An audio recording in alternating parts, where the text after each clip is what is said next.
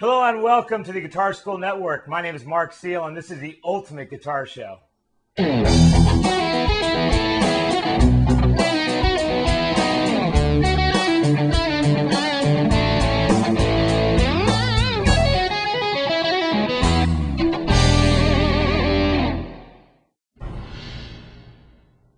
Happy 4th of July. Good to see you guys all back. Today I've got a great show for you because we're just going to become better, faster, flashier players all the way around. It's going to start in the All About Technique section where I'm going to give you an alternate picking exercise on the first string. Then we're going to talk about the mailbag. I had a question regarding what do the springs in the back of the guitar do. So we're going to talk about that.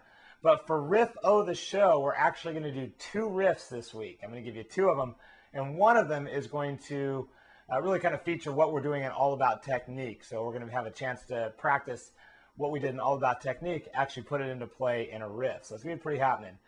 Also, don't forget we have the tablature now. So these shows can actually go a little quicker on my part because now I don't have to go over everything quite so detailed. Because if you look to my left, your right, you'll see the little tablature icon there. And you can go ahead and download all the slides for today's show. So without me babbling much further, let's rock.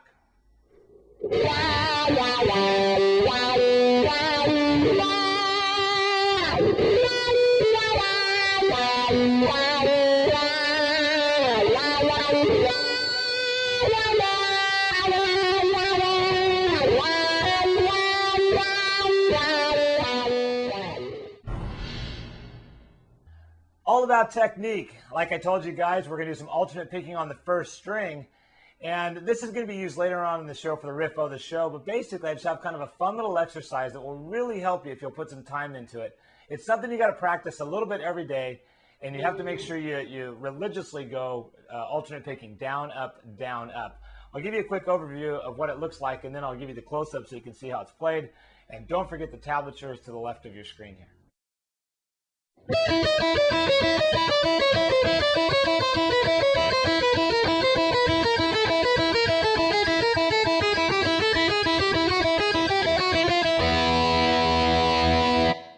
All right, let's take a look at that a little closer.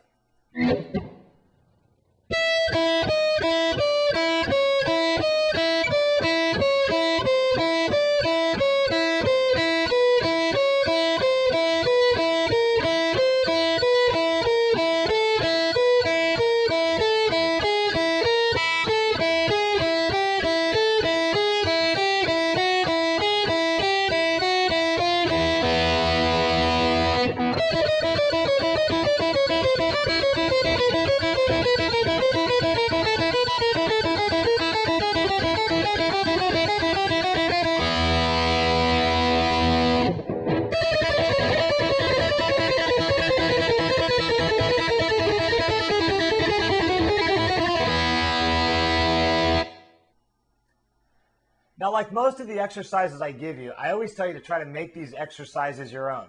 You can come up with your own riffs using them, as well as you can think about the variables. And remember what the variables are. The variables are things that change. Okay, for example, the width of the frets changes. So you might want to try this exercise on different spots of the neck, maybe even go up higher so that you're playing on the smaller frets. Another variable would be reversing what you did. If you went backwards like we did, if we go forward,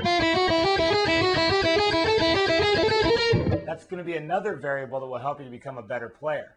All right, remember also that string size is a variable. You may want to try that same exact exercise on the 6th string as well, or the 5th or the 4th, or whatever, because of where the strings are placed on the neck and the different string size, the exercise will feel a little bit different. Check this out.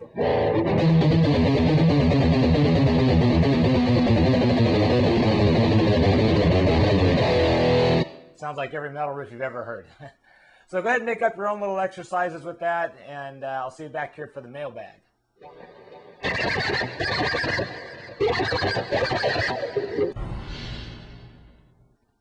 I get a ton of email regarding different actual technical parts of the guitar, not even just playing or riffs, but actually components of the guitar.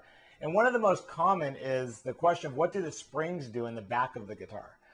Now, the springs in the back of most guitars, I have a plate on mine right now, but the back of the guitar underneath this plate, there are springs that add tension to the tremolo. They kind of are the opposite from the strings. The strings pull the tremolo one way, the springs pull the tremolo back the other way.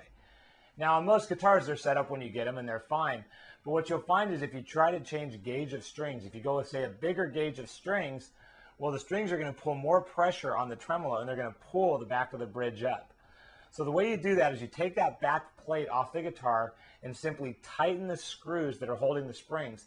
And that's going to make the springs further apart, which is going to create more tension on the springs, which will kind of counter the effect of the bigger strings.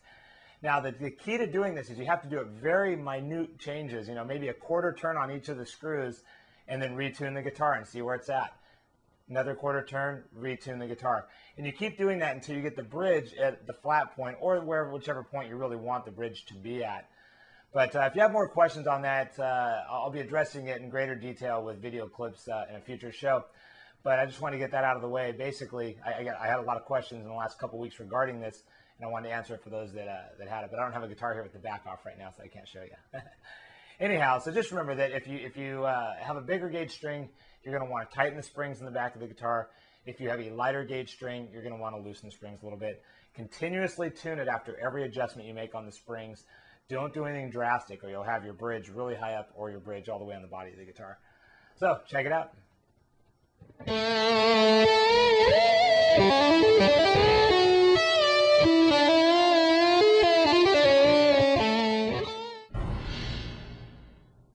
Sound advice, like I said at the beginning of the show, it's simply just a metal sound, but for those of you that don't want to go back and watch a previous show to know how to get a pretty good metal sound, the basic rule is this.